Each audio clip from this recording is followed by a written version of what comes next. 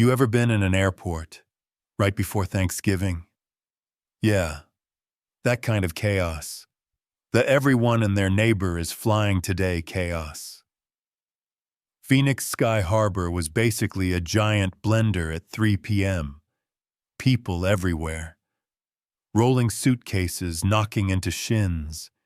TSA shouting over one another like they were trying to win some yelling contest. Kids whining. Jet engines humming outside the windows. Announcements overlapping so much you couldn't tell if they said boarding now or run for your lives. It was loud. It was messy. It was America's desert airport at its absolute worst. And then, for one stupid second, it actually got worse. Sergeant Ethan Crowley was doing what he always did, walking his K-9 partner, Coda, through the main security corridor. Nothing special, nothing dramatic. Just routine.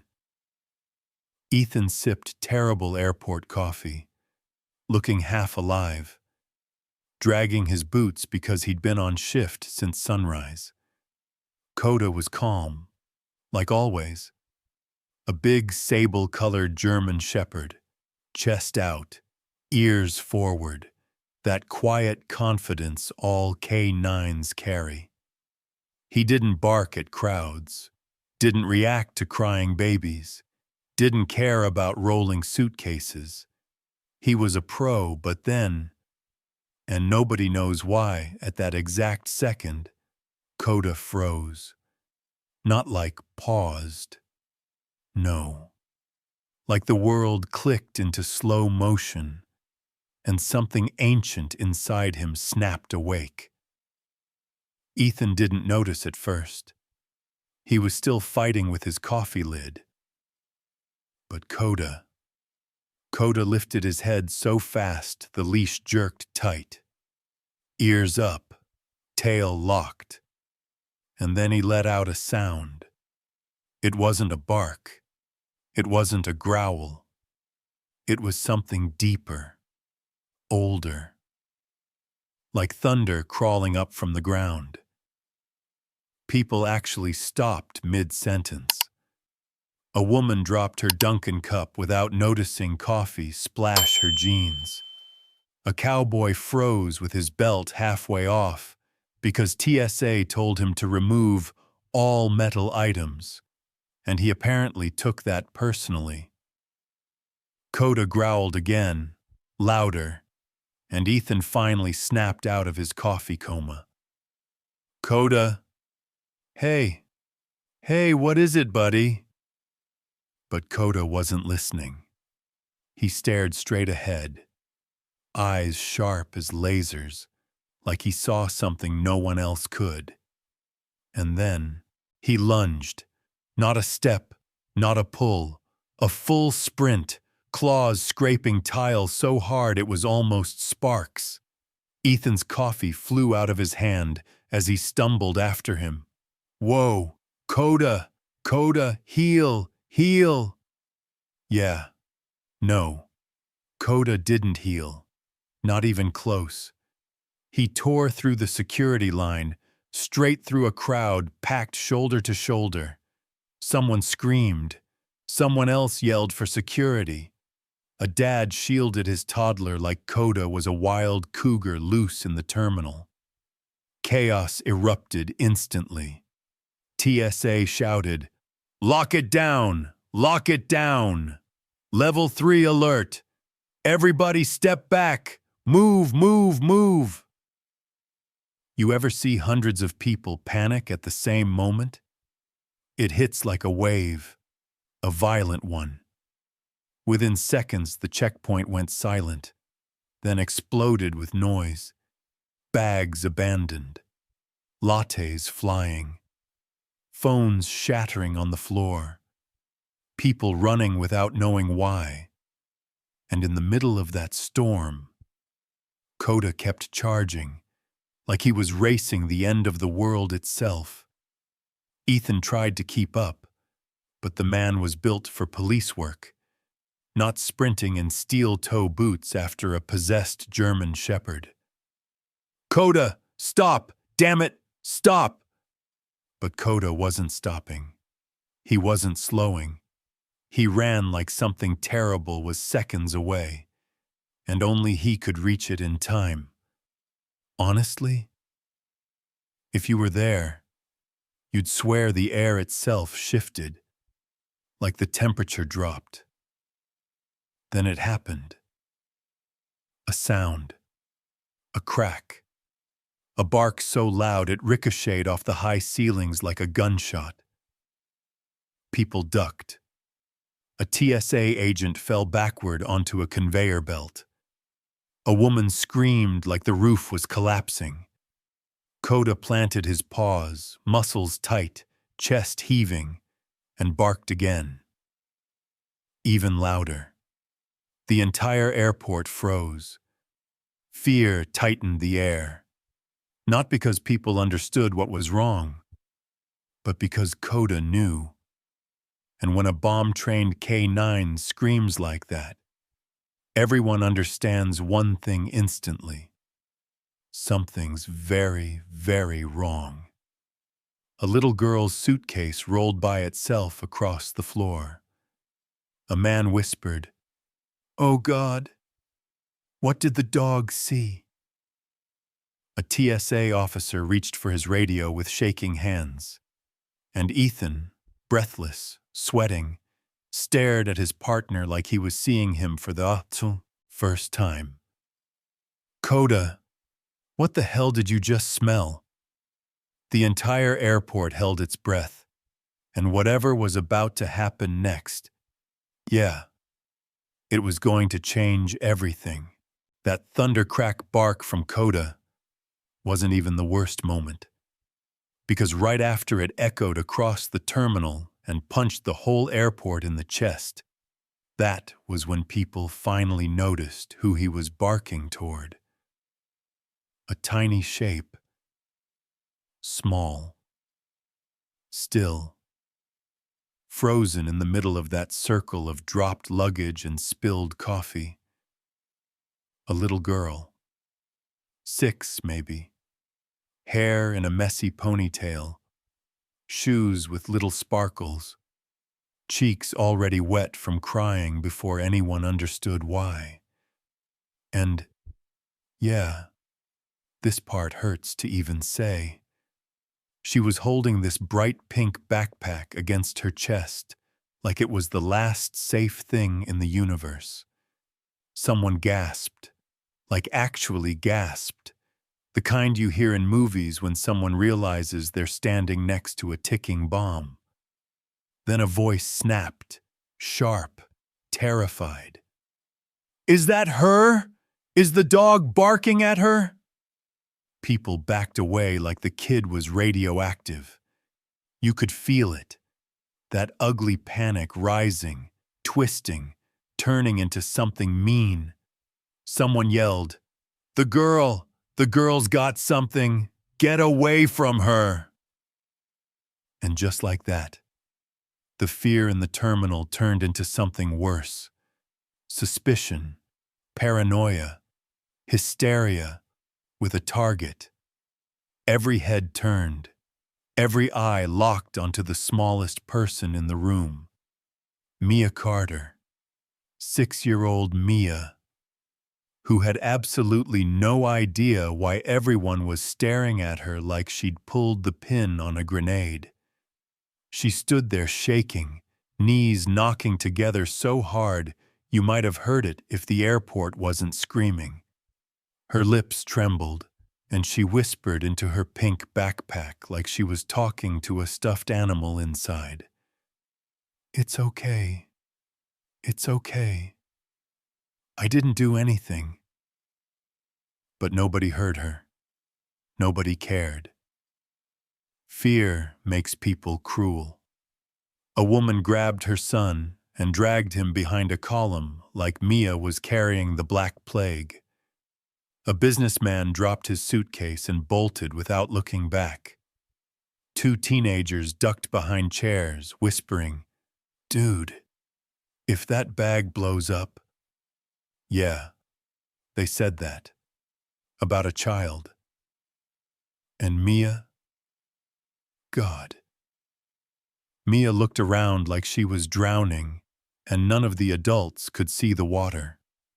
Her tiny voice cracked. Barely a squeak. Please don't be mad. I don't know what's wrong. Coda barked again. Not at her. At the backpack. But nobody understood that. People only saw the teeth. Only heard the bark. Only saw the little girl. And their brains did the rest. You ever watch a child try to hold themselves together?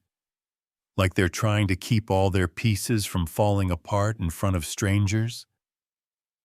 That was Mia. She hugged that pink backpack tighter, tiny fingers digging into the straps until her knuckles turned white. Someone shouted, "Drop the bag, kid! Drop it!" And Mia, God, little Mia, flinched so hard she almost fell over. Her breath came in sharp, panicked hiccups, chest rising and falling like she couldn't get enough air. She wasn't dangerous. She wasn't doing anything wrong. She was terrified. And the worst part? The part that hits you in the throat? She apologized. She actually apologized. I'm sorry. I'm sorry. I didn't mean to be bad. I don't know what I did. A woman muttered. She's lying. Look at her clutching that thing. Another whispered, what if they're using kids now? Oh, God. And those words hit Mia like bricks. She folded inward, shoulders curling to her ears, like she wished she could disappear inside her own scared little body. Ethan finally pushed through the crowd, gasping for breath, gripping Coda's harness. But Mia didn't look at him. She couldn't. She was drowning in fear. Big brown eyes darting around, seeing nothing but people recoiling, avoiding her, judging her, condemning her. And she whispered, barely there, I didn't do anything. I swear. I just want to go home. You ever feel your heart break in real time? Because that's what that moment did. To everyone with a soul, anyway. Right then, Coda took one slow, deliberate step toward her. Not aggressive. Not threatening. Careful. Gentle. Almost protective. But the crowd lost its mind again. Stop that dog! Get her away from him! What if she sets it off? Mia's eyes widened. Huge, terrified. She hugged the backpack closer. No, no, please, don't take it, it's mine. She gave a tiny sob, the kind that rips out of a child when they've been scared for too long. It's all I have right now. Ethan swallowed hard. He felt it. This wasn't a threat. This was a little girl being crushed by fear she didn't deserve. He lowered himself slowly, palms open, voice soft enough to steady a storm. Hey, sweetheart. You're okay. Nobody's mad at you. But Mia shrank away like even kindness hurt. And over the noise, the panic, the chaos, Ethan realized something chilling. The airport wasn't afraid of a bomb. They were afraid of a child. a child who was breaking right in front of them. And Coda kept staring at that backpack like whatever was inside wasn't just dangerous, but about to change everything. And just when you think the scene couldn't get any more twisted, like you're telling yourself, okay, this has to be the bottom. Yeah, that's exactly when everything drops another level. Because right as Mia was shrinking into herself, clutching that pink backpack like it was the last piece of her soul, the crowd suddenly split open. Not because of Coda, not because of Ethan, not even because TSA yelled again, but because a woman stepped through. Slow, smooth, almost rehearsed. Long black hair, glossy like she styled it for a photo shoot. Perfect makeup, not a smudge. A gray coat with a sharp collar. Boots that clicked like they belonged on a marble courtroom floor, not an airport chaos. And everyone felt it. This cold, strange shift in the air. Like someone opened a door and let winter walk inside. She stopped 10 feet from Mia, tilted her head, and smiled. A smile that didn't warm anything. A smile with edges. A smile that said, I practiced this. But the eyes behind it, empty. Like no one was home. Then she spoke, breathy, soft, like she was auditioning for Concerned Mother of the Year. It's okay, sweetheart. Mommy's here. You could almost hear the record scratch. Even TSA blinked. A couple passengers whispered, wait, that's her mom? But Coda didn't hesitate. The second that woman opened her mouth, he shoved forward, paws planting so hard the floor clicked beneath him. A vibration rumbled from his chest. Not a bark, not a warning. A growl. The kind that nature uses to say, something is wrong with that woman. Ethan's hand tightened on the leash. Coda, easy, easy boy. Didn't matter. Coda was locked onto her like steel. The woman, Sabrina Knox, didn't flinch. Not even a hair moved. She just looked back at Mia, smiling like none of the chaos was real. Mia, come here, baby. Let's go home. Mia's reaction. Yeah. That was the moment everything snapped clear. Because the kid didn't run to her. She didn't cry, Mommy. She didn't even move. She froze, stone cold. Eyes wide with a fear that had nothing to do with the dog. Nothing to do with the crowd. This was the fear kids feel when they recognize someone they wish they didn't. Sabrina took one slow step forward. Coda went ballistic. A full-body, chest-cracking roar. A sound that shook the chairs. The sound a dog makes when he thinks someone is about to hurt a child. Ethan yanked the leash so hard his shoulder popped. Coda, hey, stay with me. People jumped back like Sabrina was radioactive. One guy muttered, Dude, moms don't look like that when their kid is crying. Another whispered, She didn't even react to the dog. Who does that? And he was right. Sabrina Knox didn't blink, didn't flinch, didn't look scared, angry, confused. Nothing. Just kept smiling. But it wasn't a mother's smile. It was colder, calculated, practiced. She crouched slightly, but not enough to comfort, just enough to pretend. Mia, give Mommy your bag, okay? Let me take it. And that did it. Mia sucked in a sharp breath, squeezing the backpack so tight her arms shook. No, you're not my... She didn't finish, because Coda's growl rose into something primal, ancient, a warning from the bones. Sabrina finally looked at the dog, and her smile dropped.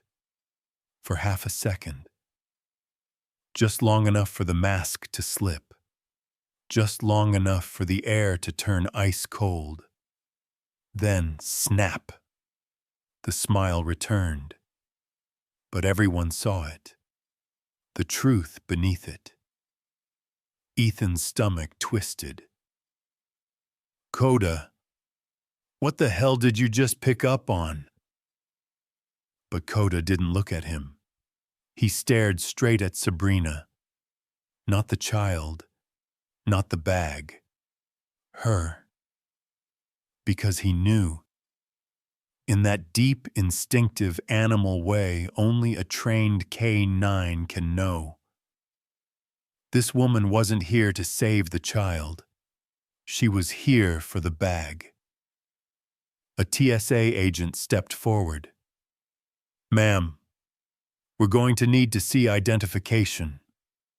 But Sabrina didn't even look at him. I don't think that'll be necessary. I just want my daughter. Coda leaned forward, so sharply the leash slipped an inch through Ethan's glove. A gasp rippled through the crowd. And in that razor-thin second, everyone felt it. This woman was lying. And the dog? He wasn't just reacting. He was protecting. Protecting Mia. Protecting Ethan. Protecting everyone in that airport. From her. And now I gotta ask you this. Because seriously, I'm dying to know. If you were standing there and saw that woman claim she was the mother, you'd pick which one? 1. Trust the kid? 2. Trust the dog? 5. Trust your gut? 6. Or would you freeze like everyone else? Tell me your honest choice, because the moment Sabrina Knox kept insisting she was Mia's mom, the crowd started whispering louder. Panic turned into judgment, and judgment turned into something uglier. Fear mixed with ignorance, and fear makes people say stupid things.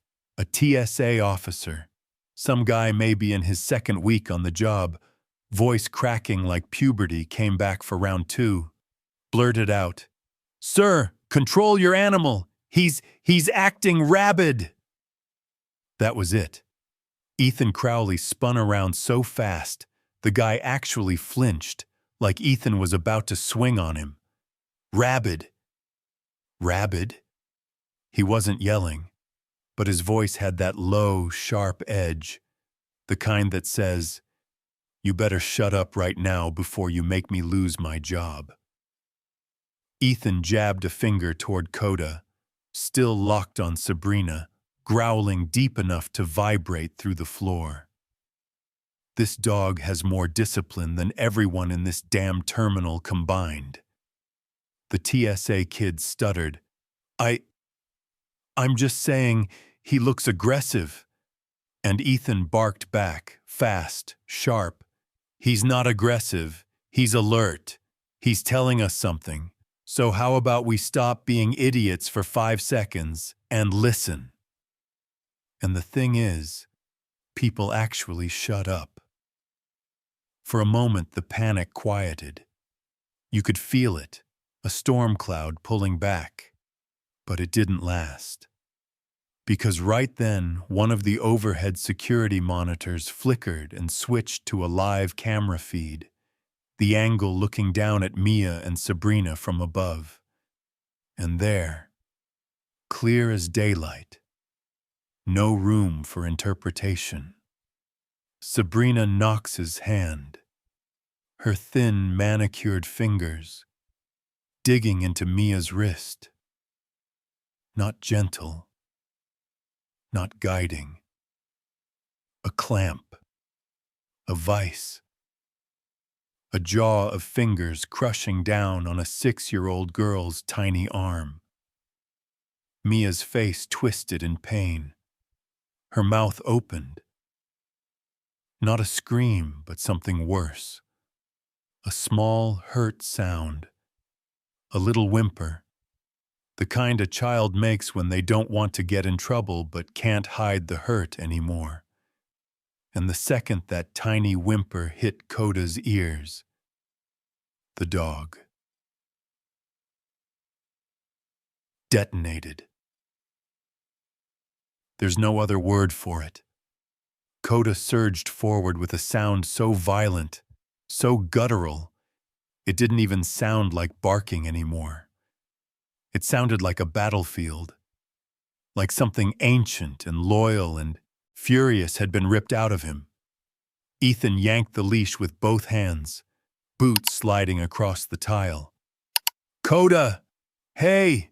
Hey! Easy! But this wasn't disobedience. This wasn't instinct gone wild. This was a protector watching a child get hurt and deciding he wasn't letting that happen again. Passengers screamed. 2 people dropped to the ground like Coda was a missile flying overhead.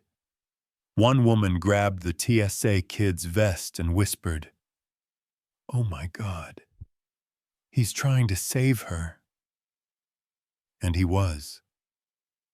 Because you know who didn't react to being caught hurting a child? Sabrina Knox. She didn't gasp, didn't jerk her hand away, didn't stop smiling. She just exhaled, soft, annoyed, like she'd been inconvenienced.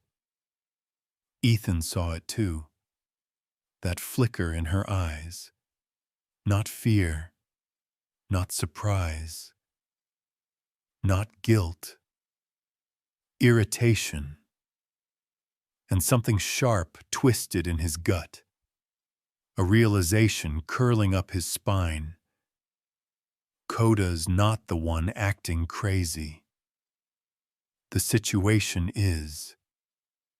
Ethan's pulse kicked hard. He knew this feeling. That cold, heavy weight when your dog sees something before you do. Coda, what did she do? What did you smell? But Coda wasn't hearing him. Not anymore. His entire body leaned toward Sabrina like gravity had flipped. Muscles tight, hackles electrified, eyes burning with a terrifying, calculated focus that said, "That woman is lying." And Sabrina? She finally spoke again. She tilted her head at Mia, at the red wrist, the tear-streaked cheeks, not like she was comforting her, but like she was examining her. "It's just a misunderstanding," she said, still smiling, her voice hollow and sugar-slick. "Kids get dramatic." That line made the entire terminal go still. Even the TSA kid muttered, "Dramatic? Lady, she looks terrified."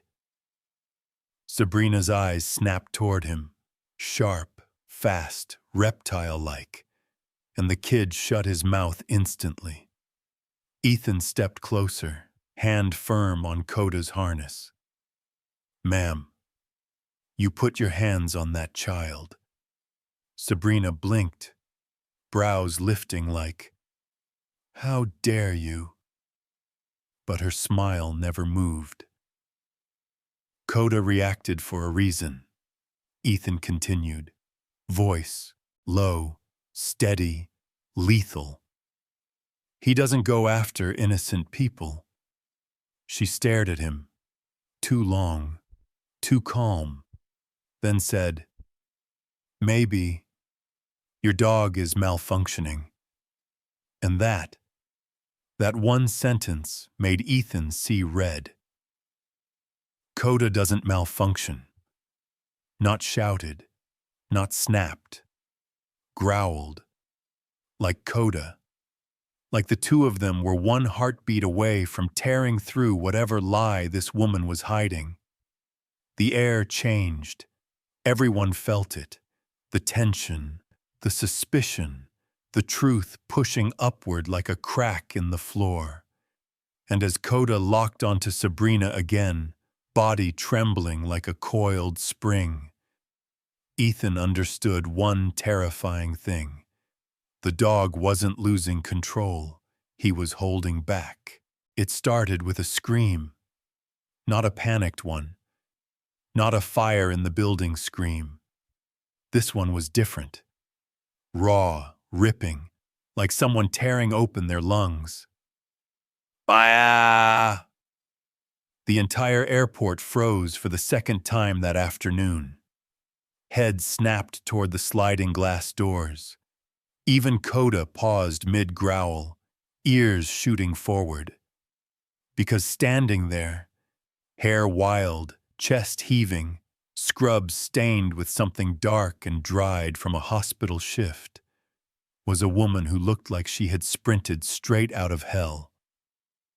Lainey Carter, the real mother.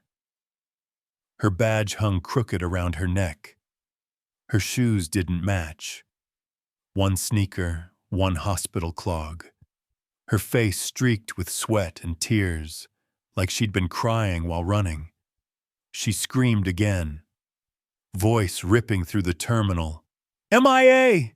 Baby, where are you?" It wasn't just a call. It was grief, terror. A mother's love stretched to the breaking point. The kind of scream that only exists when a parent thinks their child is gone. Passengers who'd been whispering judgments seconds earlier suddenly went quiet. Some flinched. Some looked away. Because there's a kind of pain too heavy to look at directly. And this woman was drowning in it. Lainey stumbled forward, catching herself on a stanchion pole. Her eyes scanned the crowd like she was searching for the last star in a blackout sky. Her voice cracked on the third scream. "MIA! Answer me, baby!" And then Mia heard her. The little girl jerked her head up, tiny fingers still gripping that pink backpack, and the look on her face. Oh, God. If heartbreak had a picture, it was that. "Mom?" Barely audible, barely real, like she didn't believe her own ears. But Lainey heard it. Something inside her broke. You could see it happen. Her knees buckling, her hand slapping the tile to keep herself from collapsing. "Mia?" Her voice shook like her entire soul was trembling. And when their eyes finally locked, the world around them just fell away. Lainey crawled, literally crawled. The last few feet, hands slipping on the floor, sobs shaking her whole body. She reached Mia, grabbed her cheeks with trembling hands, and pulled her into a crushing, desperate hug. "Mia, oh God, baby, I'm here. I'm right here. I thought I lost you. I thought..." Her words tangled into sobs, not pretty sobs, not cinematic crying. This was ugly, shaking, terrifying, soul-breaking crying. Mia dropped the backpack and collapsed into her mother's arms, clutching Lainey's scrubs like she feared someone might rip her away again. "Mommy, I didn't know where you were. The lady," she said. "I thought—" Lainey pressed her forehead to Mia's, choking out, "No more, baby. No more. You're safe. I've got you. I've got you." Her whole body curled around Mia, shielding her from everything. The fear, the lies, the watching eyes. You could feel people swallowing hard. A few passengers looked down, ashamed. Someone wiped their nose. A security officer turned away so no one would see him tear up. Because this wasn't a reunion. This was a resurrection. A mother who had been living like half her soul was missing, finally breathing again.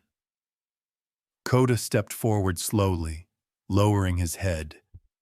No growl, no bark, just watching with those deep, understanding eyes dogs have when they know they're witnessing something sacred. Ethan felt his throat tighten. He blinked hard, jaw locked, taking a shaky step back to give them space. Lainey cupped Mia's face again. "Did she hurt you?" Her voice shook with fear and white-hot fury. Mia nodded, just barely, and something inside Lainey snapped again. But not from grief, from fire, from a mother's rage.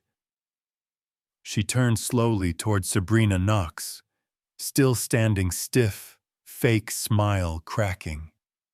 Lainey didn't shout, didn't lunge. She just stared, a look sharp enough to cut through steel. "How dare you touch my child?"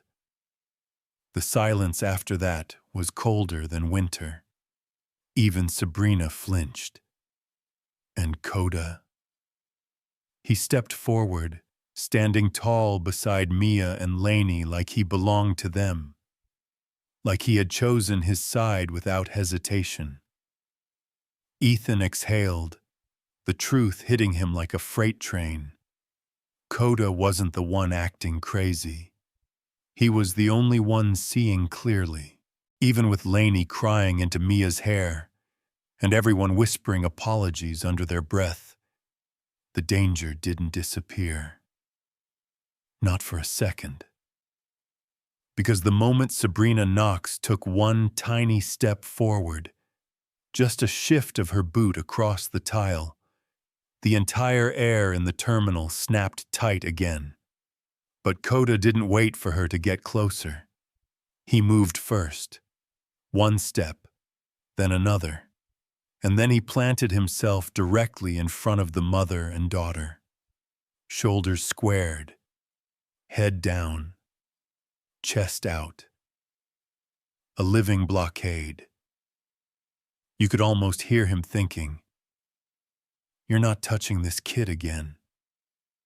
Over my dead body." Ethan didn't tell him to do it. It wasn't a command. It was instinct. Loyalty. Truth. Coda's body covered half of Lainey's crouched form, but the message was clear to anyone with working eyes. If you want to get to Mia, you're going through him.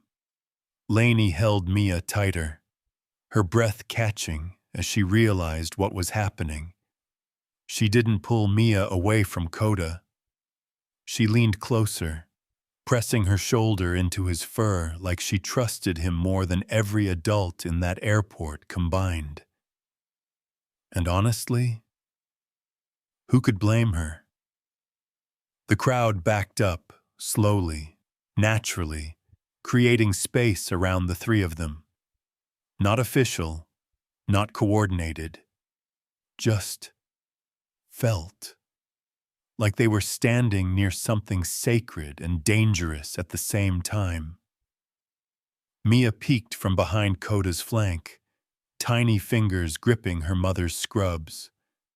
Coda let out a low, steady rumble, not wild, not frenzied, a warning beacon. Stay where you are. Someone near the back whispered, "That's not a dog. That's a damn guardian." Another replied softly, "He knows something. Look at him, he knows." Sabrina tried to speak again, and the temperature dropped 5 degrees. I just want my daughter." "No, you don't," Ethan snapped, voice sharp like a snapped wire. He moved to Coda's side, matching the dog's posture, his hand hovering near the harness. "You don't want the child," he said, eyes locked on her. "You want whatever the hell is in that bag." Sabrina's jaw twitched, just a flicker, but Coda saw it. His tail went straight out, rigid. The sign every K9 handler recognizes instantly. Ethan muttered, "That's it. That's the tell." The terminal finally went silent. People weren't horrified anymore. They were listening, because even the most skeptical person could feel it now. Coda wasn't lashing out. He wasn't rabid. He wasn't malfunctioning. He was sensing something no human could.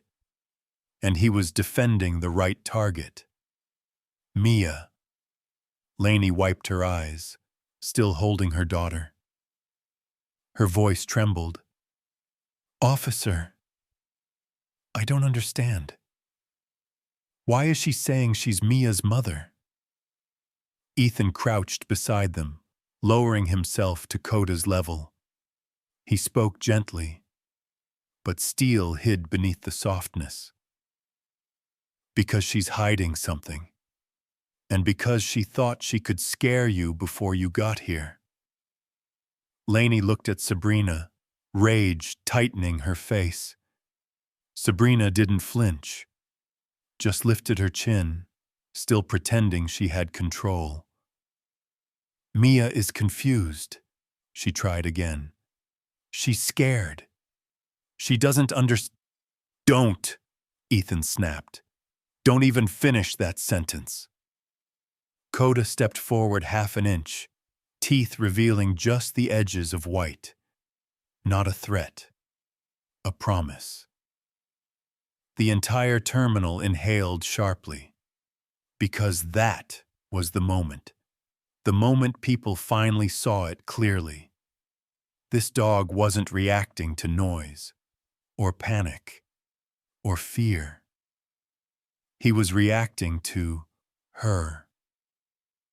He sensed something beneath the surface, something hidden, something rotten. And everyone could feel it now.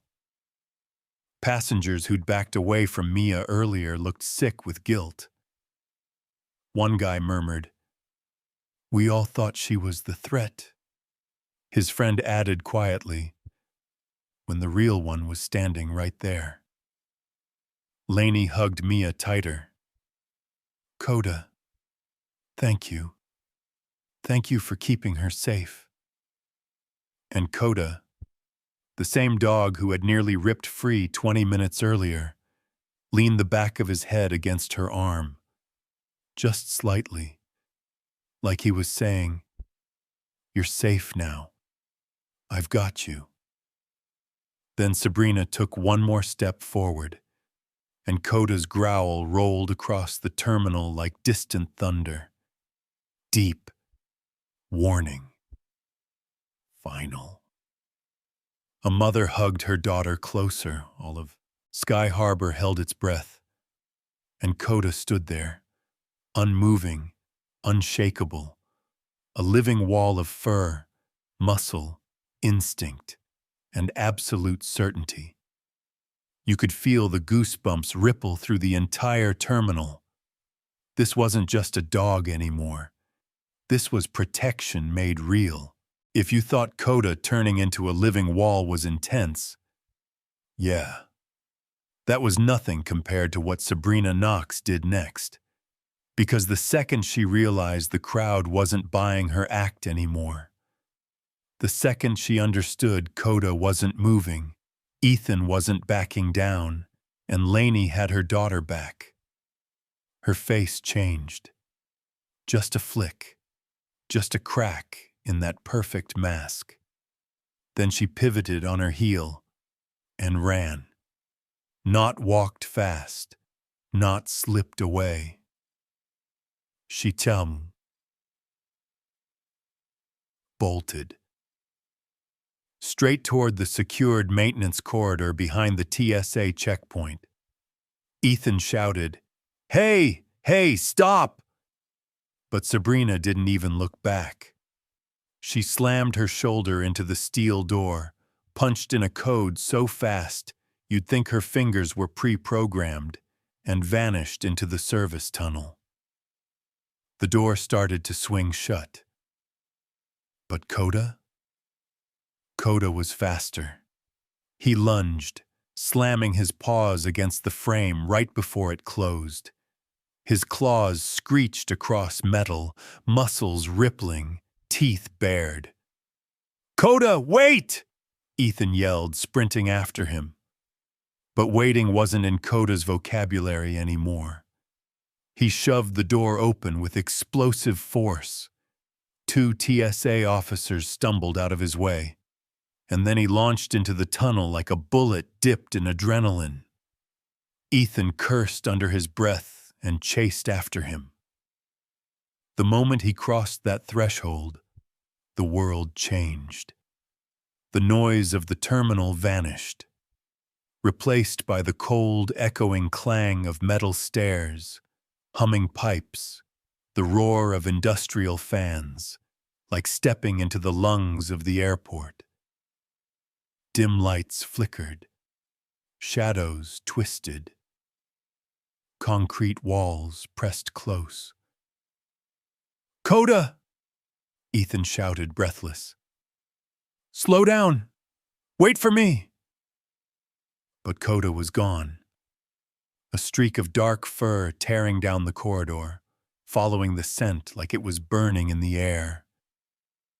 Then, boom! A small explosion erupted up ahead. White smoke blasted through the hall. "What the?" Ethan choked, stumbling as the smoke slammed into him like chalky air. He covered his mouth, squinting through the haze. "Coda, talk to me!" Nothing, just muffled echoes.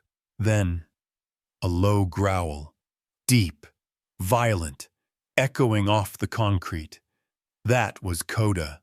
Ethan pushed forward blindly, hand dragging along the wall, trying not to slip. But the smoke thickened. He could barely see his own boots. "Damn it! Coda! Come back! That's an order!" Still no response. Just pounding paws on metal grates somewhere ahead. Coda wasn't coming back. He was chasing her.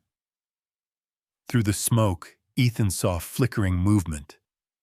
Sabrina's silhouette sprinting deeper into the tunnels. She grabbed something from her belt. A tiny black cylinder. "No, no, no!" She dropped it. The second it hit the floor.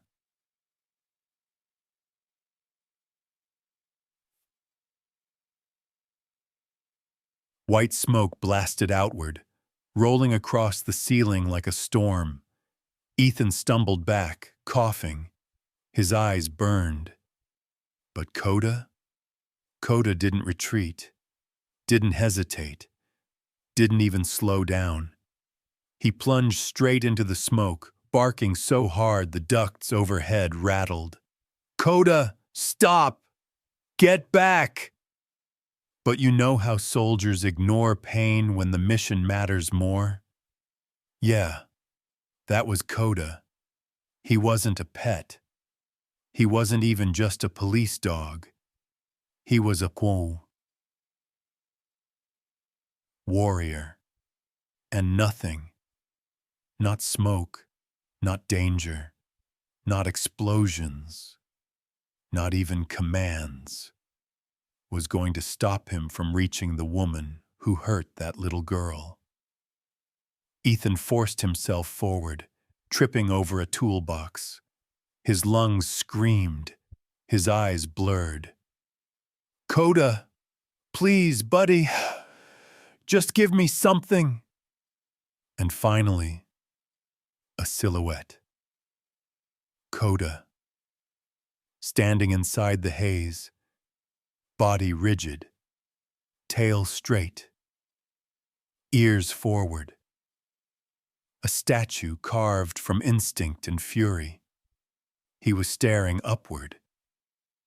Ethan didn't understand until a sound thundered overhead. Clang. Then another. Ethan's chest went cold. No, no, get out of there! A massive industrial steel crate, easily 500 pounds, was teetering on a high shelf above the walkway. Sabrina had shoved it. It was falling, straight toward Coda. Move! Coda! Move! Time slowed. Coda turned his head slightly, like he heard the command, like he understood the danger. But he didn't back away. Didn't run. Instead, he lunged forward, into the smoke, toward the danger, straight after Sabrina. The crate slammed down behind him. Crash! The impact shook the tunnel. Dust exploded upward. Metal shrieked. Ethan was knocked off his feet, hitting the ground hard. Coda! He choked, scrambling. Nothing. Only smoke. Dust. Echoes. His heart pounded so violently he couldn't breathe. Coda! Answer me! Then, a bark. Sharp. Defiant. Alive. Ethan sagged with relief. But that bark wasn't just survival. It was a message. I'm not stopping. Not until I bring her down. And the chase thundered deeper into the belly of the airport. Now let me ask you, if you were in Ethan's place watching your partner dive into danger like that, which reaction hits you first? 1. Terror. Rage. 5. Go get her. 6. Shock and disbelief. And while Coda was tearing through the tunnels like a one-dog SWAT team, the chaos up in the terminal wasn't calming down. If anything, it was getting sharper, heavier. Like the air itself finally realized something was terribly wrong. Ethan came barreling back out of the maintenance hallway, smoke clinging to his clothes, coughing so hard he had to lean a hand against the wall. Lock it down, he rasped. Nobody leaves. Nobody touches that kid's bag. Nobody. TSA agents jumped like someone slapped them awake. Lainey held Mia tighter, whispering over and over, "It's okay, baby. Mommy's got you. Mommy's got you."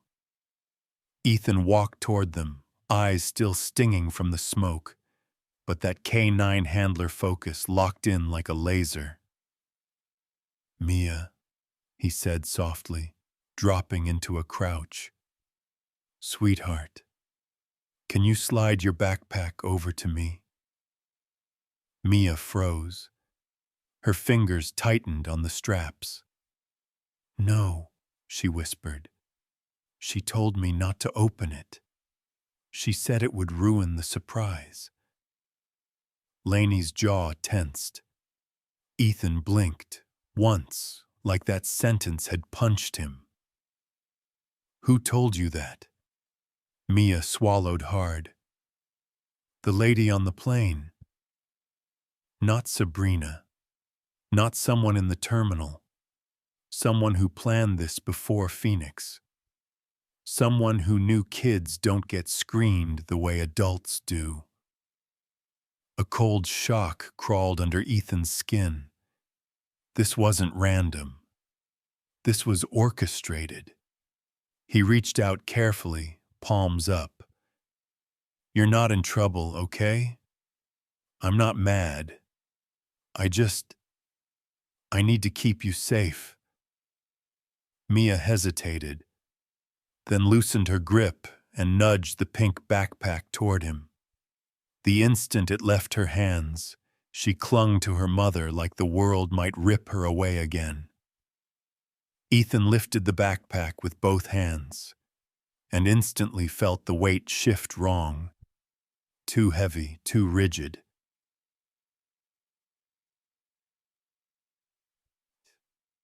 "Here we go." He motioned to the nearest agent. "Knife, seam cutter, now." They handed him the inspection blade. He sliced the first layer. Nothing. The second. Still nothing. Then he paused. Something about the stitching. Off. Too clean. Too deliberate. Jesus. All right. He cut the third layer. A soft tearing sound, like opening skin, and the backpack fell open. For a moment. Nobody reacted, not because it was innocent, but because nobody knew what they were looking at. Rows of thin metallic strips, microchips lined like silver teeth, cables woven behind false padding, circuit boards packed under compression mesh. A tech whispered, "Oh my God, that's not consumer tech." Another voice cracked, "Is that FAA? No, no way. Tell me that's not what I think it is." Ethan didn't answer. He just stared, not blinking, not moving. The realization tore through him like ice water. Finally he spoke, quiet, strained. "Mia, sweetheart, this isn't candy." Laney's hand flew to her mouth. Ethan swallowed hard. "This is a code splicing module." Blank stares. He clarified. "It hijacks radar." The silence turned sharp, violent, like the room itself recoiled. Tex murmured, "It could ghost Phoenix airspace. We'd lose flight tracking. Planes could collide. Hundreds, maybe thousands." "No," Ethan cut in. "Try tens of thousands." Laney clutched Mia tighter, shaking. Someone whispered, "They used a kid to carry that?" Ethan nodded slowly, anger burning the way people don't scream. They seethe. This little girl is not the threat. She was the mule. She was chosen because she wouldn't be questioned. Mia whimpered into her mother's shoulder. I didn't mean to bring something bad. I didn't know." Ethan leaned closer, voice gentle, steady. You didn't do anything wrong. Not one thing. But his eyes were full of rage. A TSA agent blurted, "So Sabrina Knox was after the bag, not the kid?" Ethan shook his head. "She was after, well,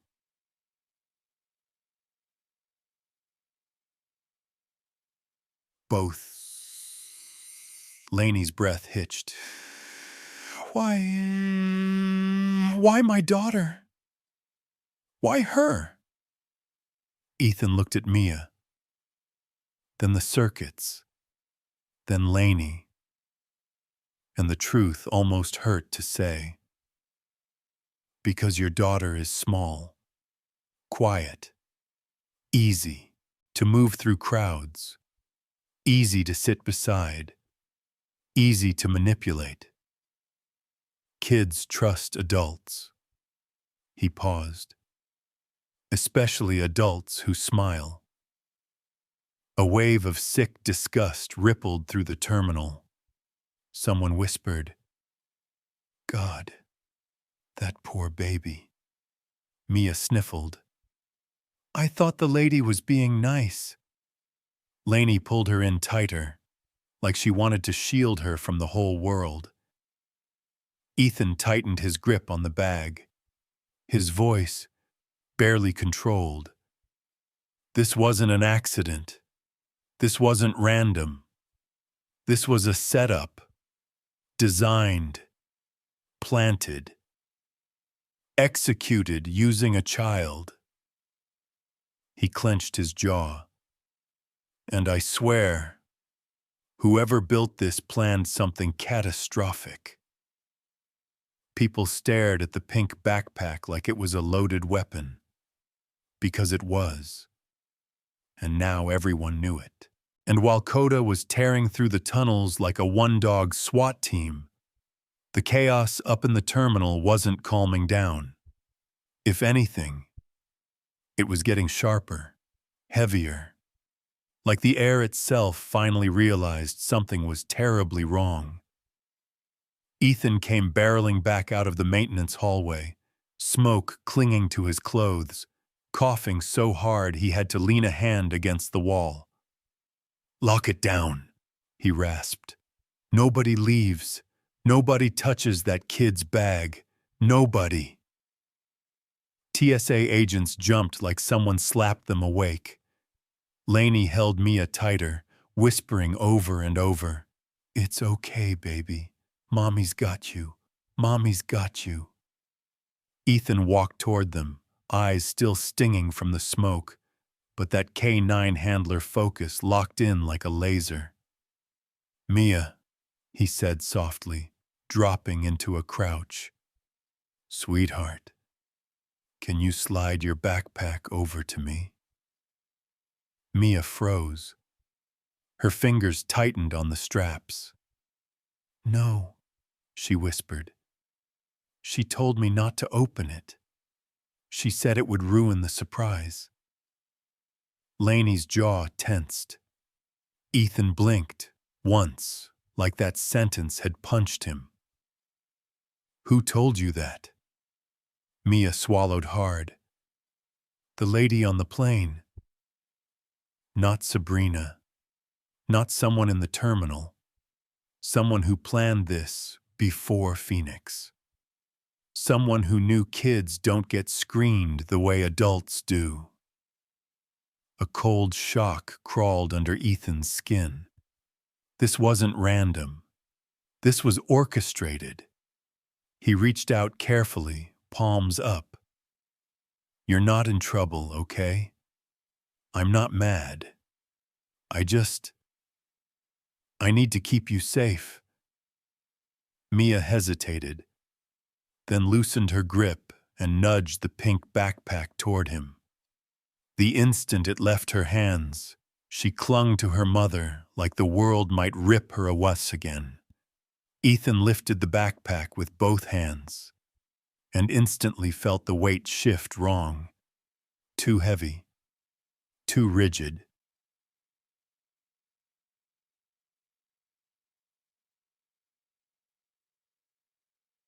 All right.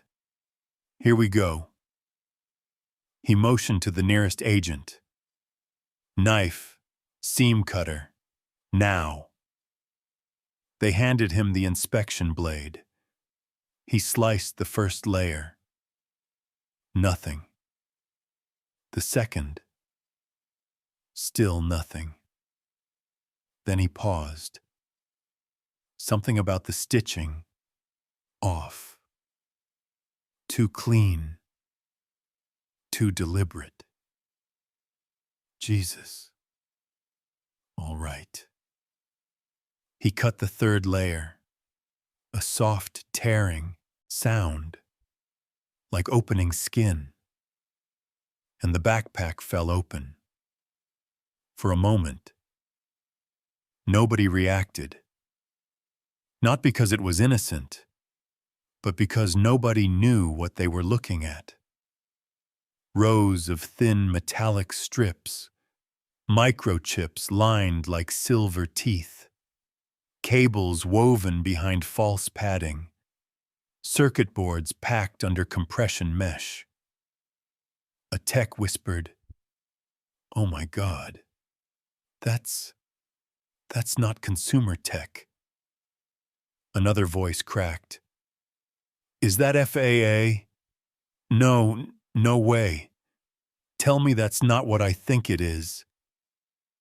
Ethan didn't answer. He just stared, not blinking, not moving. The realization tore through him like ice water. Finally he spoke, quiet, strained.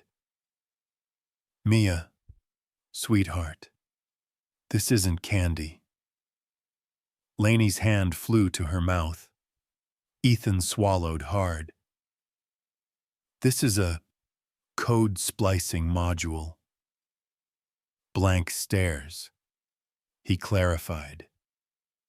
"It hijacks radar."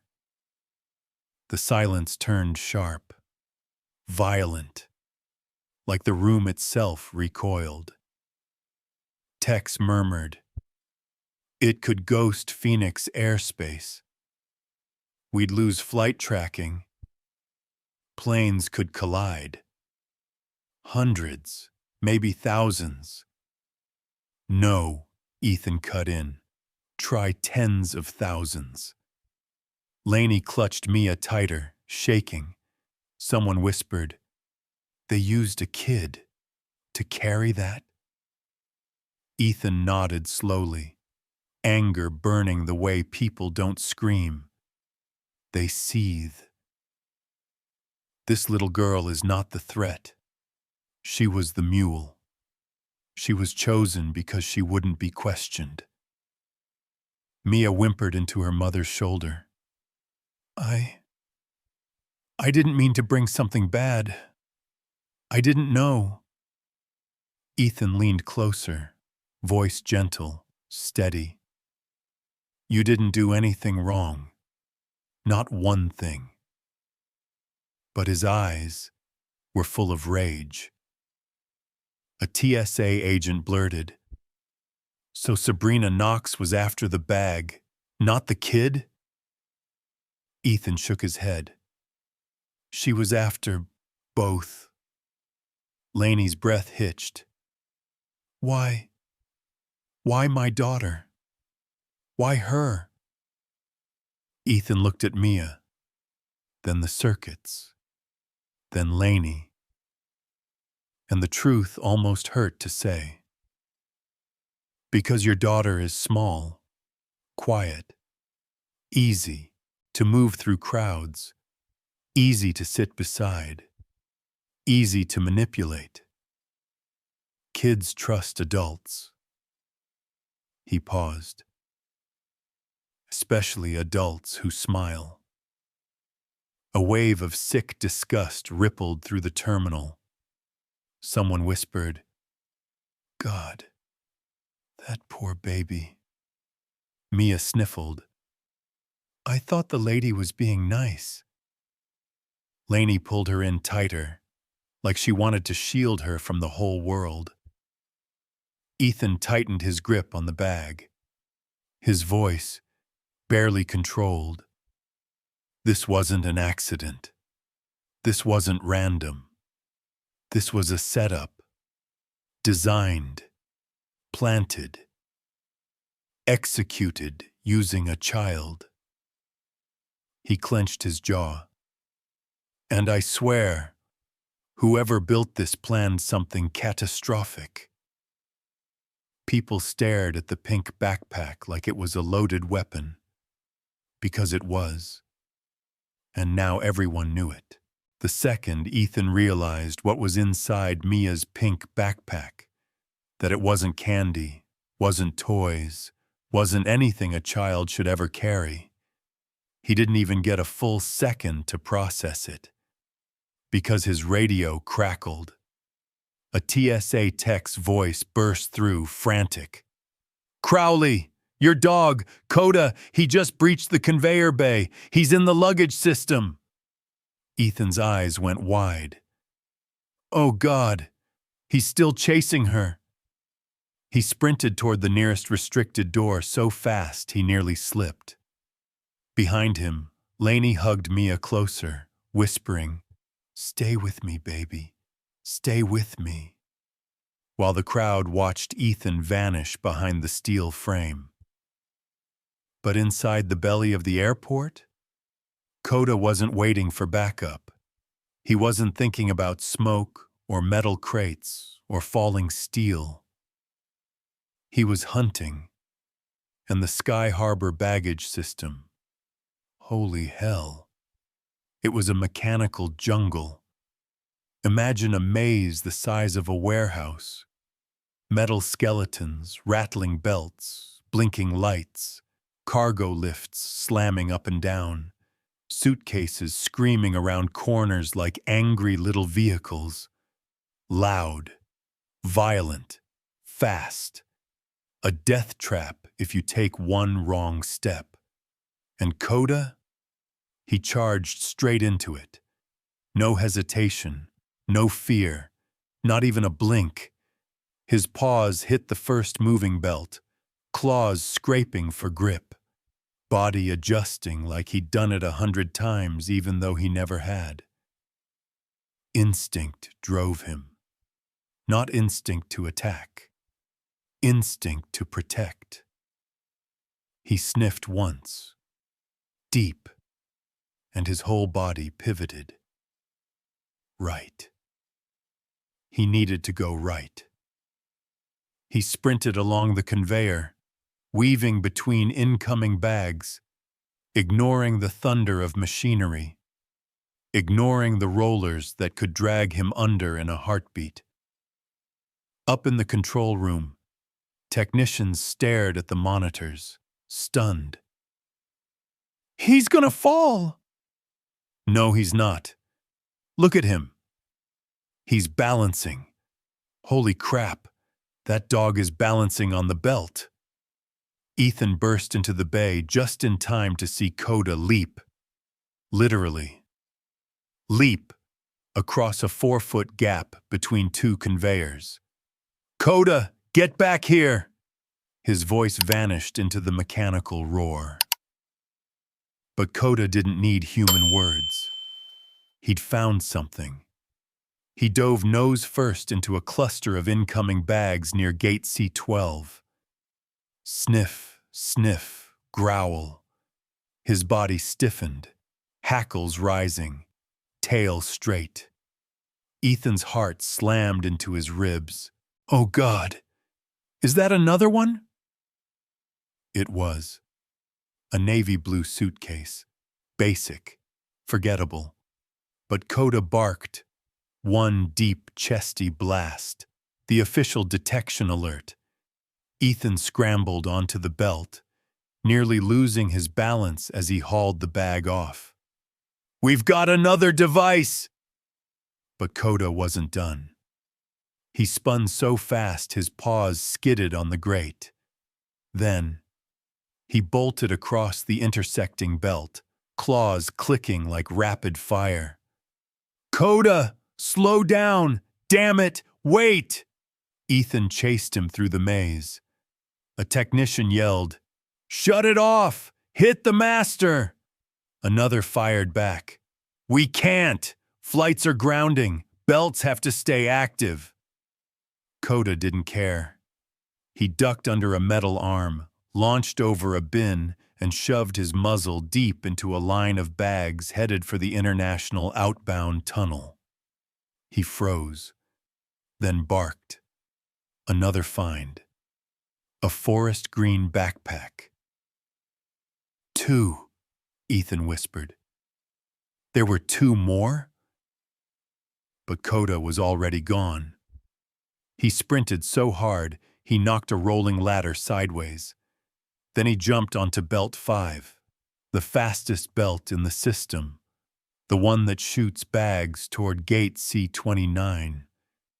And the worst part? A plane at C-29 was already boarding. "Coda! Hit the emergency stop on Belt 5, now!" A tech slammed the switch. But belts don't stop instantly. They wind down, slowly, too slowly. Coda ran anyway. He shoved between suitcases, ignoring the ones slamming into him. Then he froze, rigid, locked. One paw lifted, tail straight. He'd found the third, a black hard-shell suitcase with a scratched corner. Coda barked 3 times, the highest alert. Ethan nearly fell, scrambling toward him. "That's 3, Jesus Christ, 3 devices. How many did she plant?" Coda jumped off the belt and took off again. "No, wait, Coda, wait!" But Coda wasn't running wild. He was following a map only he could sense. Ethan hopped a divider, slid down a platform, nearly sprained his ankle, and kept chasing. Coda skidded to a stop near the last outbound chute, pressed his nose to a floral roller bag. Bark, bark. The fourth. 4 infiltrations. 4 devices. 4 paths to disaster. 40 flights scheduled in the next hour. A tech whispered, "If your dog hadn't gone down there, 40 flights."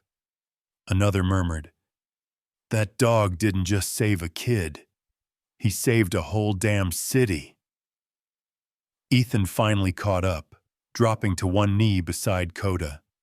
He grabbed the harness, breathing hard, shaking. "Coda, you crazy, incredible, insane animal. You just stopped the biggest coordinated air attack this airport has ever seen." Coda panted, tongue out, eyes bright. Not proud, not confused, just ready. If Ethan said, "Go again," he would've. He'd run through fire if he had to. Because that's who he was. A protector, a guardian, a hero. After everything that happened in those tunnels, the smoke, the falling steel, the suitcases full of hell, you'd think the adrenaline would wear off. You'd think people would calm down, breathe normal again, maybe even sleep for a week straight. But no. Because 2 days later, Coda wasn't running through metal mazes or barking down criminals. He was walking into a courthouse, a packed one. A special emergency hearing at the Arizona District Court, thrown together so fast it made the news before sunrise. Reporters swarmed the building. Civilians lined the sidewalks. Airport staff arrived in uniform like they were attending both a wedding and a funeral. And the second Ethan pushed open those heavy oak doors and Coda stepped inside, the entire courtroom stood. Not polite applause. Not, "Oh look, a dog, how cute." No. People rose like they were witnessing the arrival of a national hero. A soft wave rolled through the room. Gasps, whispers, the squeak of chairs sliding back. And then a woman near the aisle clapped. Once, twice. Then the whole room erupted. Applause, cheers, crying. Coda froze in the doorway, ears flicking back in confusion. He looked up at Ethan like, did I do something wrong or something amazing? I can't tell. Ethan smiled. Tired, proud, emotion rising like a tide he couldn't fight. He bent down and whispered, "You did good, buddy. Just take the love. You earned it." They walked down the aisle slowly, side by side. The crowd parted like a river splitting around a stone. Judge Harper Ellison, silver hair, glasses low, a woman carved from discipline, watched them approach with a look that wasn't judicial at all. It was human. When they reached the front, she cleared her throat, but her voice cracked anyway. This is not a standard proceeding, and everyone here knows it. The room fell silent. He is not an officer in the traditional sense, she continued, softer now, but he performed in a way no officer, no human, could have. Ethan placed a hand on Coda's back. Coda sat tall, steady, chest out, like he understood this moment mattered. Judge Ellison looked down at the mountain of reports, cyber forensics, TSA statements, Homeland Security briefs, FAA analysis, then looked up directly at Coda. "K9 Coda," she said, voice gaining strength, "saved thousands of lives." A ripple ran through the courtroom. Had the devices at Phoenix Sky Harbor been activated, she continued, we would have witnessed the largest aviation disaster in Arizona's history. No one moved. No one breathed. And yet, she whispered, a child is safe. A city is safe.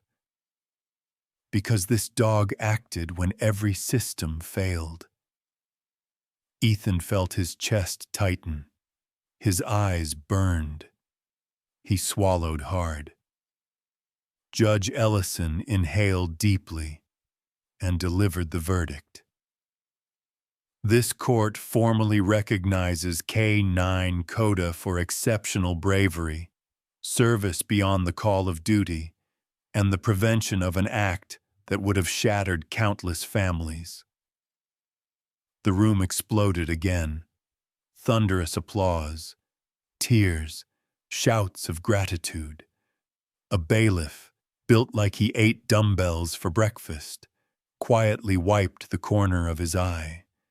And then Lainey Carter stood, still holding Mia's tiny hand. 7 steps forward, each one shaking. Not from fear, from gratitude so deep it hurt to carry. When she reached Coda, she didn't try to stay composed. She dropped to her knees, right there on polished courtroom stone, and threw her arms around Coda's neck. Not gently, not politely, with everything she'd been holding back since the moment her child vanished. Thank you. Thank you for bringing my daughter back to me." Her voice cracked so violently, half the room flinched. Coda lowered his head into her shoulder, letting her sob into his fur. He didn't move, didn't flinch. He just stayed. Calm, warm, steady. A living anchor for a mother who had been drowning for 48 hours. Mia stepped beside him, tiny fingers brushing his ear. "Hi, Coda," she whispered. Coda nudged her hand gently, and Mia's face broke into the smallest, most honest smile in the room. That's when it happened. The moment that shattered the courtroom a second time. Lainey pressed her forehead to Coda's and whispered, "You didn't just save her life. You saved mine." Ethan looked away. Judge Ellison wiped her eyes. A reporter whispered, "God, this is... I can't." And honestly, you could feel it. The whole courtroom, every soul inside, felt the weight of what this dog had done. The truth of it. The miracle of it. This wasn't law. This wasn't protocol. This was gratitude in its purest form. A mother, a child, a dog, and a city that owed him everything. Healing doesn't always arrive like a thunderclap. Most of the time, it shows up quietly. Like the sunrise the very next morning. Ethan hadn't slept. Coda hadn't either. Not out of stress. Just that strange alertness dogs get when they've lived through something too big to understand. At 6 a.m., the desert air outside Phoenix Sky Harbor was crisp enough to sting a little. The ground still held the cold from the night. But above the runway? Yeah. That was where the magic started. The whole sky stretched open in soft violet, melting into peach and pale gold. The kind of sunrise that makes you stop mid-step because it just hits you. Ethan breathed in slowly. "Hey, buddy. Let's walk a minute." Coda nudged his leg, agreeing without a sound. They followed the fenced service path behind Terminal 4, where the desert brush met the edge of the runway. Jet engines hummed in the distance. Taxiway lights blinked like sleepy eyes waking up. It was peaceful in that way only early morning airports ever are. Ethan shoved his hands into his jacket pockets, letting the cold settle his nerves. Coda walked beside him, not tense, not searching for threats, just present. Then he heard footsteps, small ones, fast ones. He turned. "MIA, slow down," Lainey called. But slowing down wasn't even on the table. Mia Carter came running across the service lane like the sunrise itself had lit a fuse under her sneakers. Her messy copper hair bounced wildly, catching the morning sun like it was on fire. Coda perked up instantly, ears forward. That one slow, steady tail sweep, the "I know you" wag. Mia skidded to a stop right in front of him, cheeks bright from the cold. She whispered, "Hi, Coda." Coda lowered his head. Soft, gentle, knowing.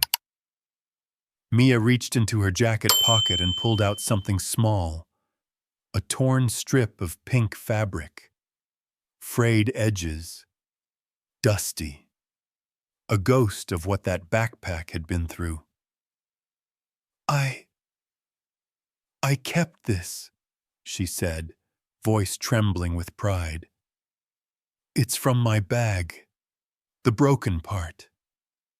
She wiped her nose. "It didn't feel right to throw it all away. And I wanted you to have something from it. Something good. Because you saved me." Ethan felt something twist in his chest. The good kind of twist.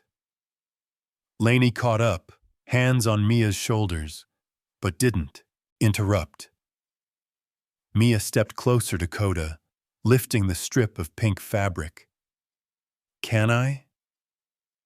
Coda didn't move, didn't blink. He dipped his head, a tiny bow, giving her permission. Mia smiled.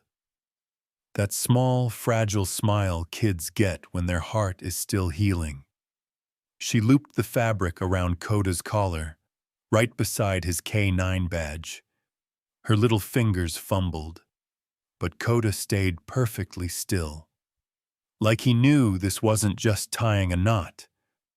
It was closing a chapter. Ethan murmured, "It looks good. Really good." Mia stepped back to admire her work. The desert wind lifted the ribbon, letting it flutter like a tiny flag, a symbol of everything that went wrong, and everything that somehow still went right. Lainey brushed tears away, not even pretending to hide them. "He'll remember you," she whispered. "I think he always will." Mia looked up at Ethan. "Do dogs remember forever?" Ethan chuckled softly, exhaling a cloud of warm breath. "Well, maybe not everything, but the important stuff, the stuff that matters. Yeah, they remember that. Forever." Coda leaned forward and pressed his forehead into Mia's chest. And that was the moment. The healing moment. The kind that breaks every leftover piece of your heart, but puts it back together stronger. Mia wrapped her arms around Coda's head, burying her face in his fur. "Thank you," she whispered into him, "for being brave, for finding me, for not giving up." Coda closed his eyes, leaning into her. Solid, grounding. Like he could hold up her entire world if she needed him to. Lainey knelt beside them, brushing Mia's hair aside with shaking hands. Then she looked at Ethan, exhausted, grateful, changed. "You saved my daughter," she said softly. "But he," she looked at Coda, "he saved my hope." Ethan had to clear his throat, suddenly unable to speak. He crouched, scratching behind Coda's ears. "You hear that, boy? You're bigger than bravery now. You're hope." Coda gave the softest, most content little exhale. The wind shifted. The sun climbed higher. The desert glowed gold. And for a few long, quiet moments, the four of them stood together in the warmth of a brand new morning. No alarms, no shouting, no smoke, no fear. Just simple, quiet healing. The kind you feel in your bones. The kind that finally lets you breathe again.